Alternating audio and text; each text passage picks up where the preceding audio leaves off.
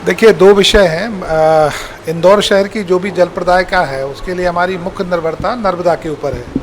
नर्मदा से हमें पूरा पानी प्राप्त होता है। आज भी करीबन 342 एमएलडी पानी हमें वहाँ से मिला है, फर्स्ट फेज़ और सेकंड फेज़ में और थर्ड फेज़ में।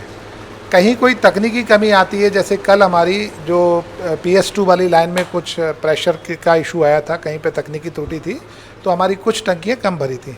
तो तकनीकी का समस्या के कारण एक समस्या अलग विषय है।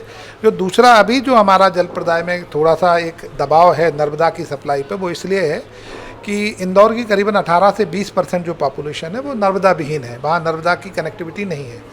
और आप लोग सभी जानते हैं कि चूँकि इस बार जो भू स्तर है, भू जल स्तर है, वो मुझे लगता है जो पहले आप लोगों के इसे चर्चा से मुझे पता पड़ा कि पहले पिछले साल 15 मई तक हमारे बोर चले थे।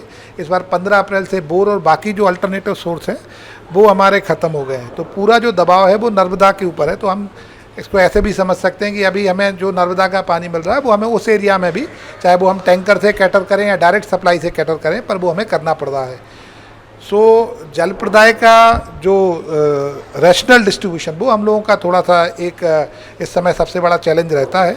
और हमारी कोशिश रहती है कि सब जगह पानी, अगर जो भू स्तर गिरने के कारण दबाव पड़ा है तो रैशनल डिस्ट्रीब्यूशन हुआ। उसी में कई बार लोगों को लगता है कि पहले उनको पानी ज़्यादा मिलता था, कम मिल रहा है।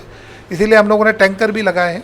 पिछली बार की तुलना में 100 टैंकर हमारे ज़्यादा चल रहे हैं। इससे आप अनुमान लगा सकते हैं कि नगर निगम इस चीज़ को लेकर कितना सजग है। परंतु कुछ चीज़ें ऐसी होती हैं जिसमें मुझे लगता है कि हमें सबको मिलकर प्रयास करने पड़ेंगे। थोड़ा पानी का संरक्षण भी करना पड़ेगा, उसका थोड़ा हमें सतर्कतापूर्वक उपयोग भी करना पड़ेगा। और जो डिस्ट्रीब्यूशन है, डिस्ट्रीब्यूशन को लेके भी कई आप समस्याएं सामने आई हैं। कल भी कई लोगों ने बताया है, चूँकि हमारे 105 के करीबन टंकियाँ और हाइडेंट हैं, और उस जगह पे जो निगम के टैंकर हैं वो निःशुल्क भरे जा रहे हैं। कई जगह से शिकायतें मिलती हैं तो हम समय समय पर कार्रवाई भी करते हैं। परंतु ये बात सही है कि चूँकि भू स्तर नीचे गया है और नर्मदा की जो सप्लाई है उससे हम लोगों को कई बार डायरेक्ट सप्लाई भी करनी पड़ती है। इसलिए कई जगह डिस्ट्रीब्यूशन में एक रैशनल हम लोग कटौती करते हैं।